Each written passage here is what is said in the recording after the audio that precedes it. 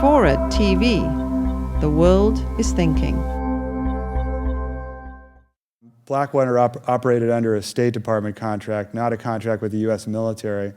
And when General David Petraeus took over the command in Iraq in January 2007, he quickly realized that he had essentially a renegade force on the battlefield, something that was beyond the military's control.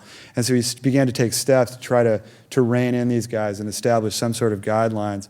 But Blackwater fell under a State Department contract, so Petraeus effectively had no control over them. And at the same time, the company was getting involved in a series of shooting incidents that had inflamed tensions between the U.S. and Iraqi governments. And there were people inside the Ministry of Interior, Americans and Iraqis, who were trying to get the attention of the U.S. military and the State Department to try to deal with the problem. But the answer that came back was that there was nothing that the military could do, that Blackwater was a State Department company, and so the military really had no control. This, of course, all preceded September 16th, 2007, when Blackwater was driving through a traffic circle in Baghdad.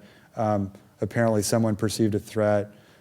They opened fire on a sedan carrying a medical student who was driving his mother around on errands. Those shots killed both the medical student and his mother, and then from there it was bedlam, and Blackwater ended up killing 17 people in the traffic circle that day. The government's continuing to grapple with that issue. There's still a grand jury investigation that's going on in D.C., and the real question is, are they going to charge these guys, and if they do charge them, what are they going to charge them with? Since they were operating in a country where there really, for these guys at the time, were not any discernible rules.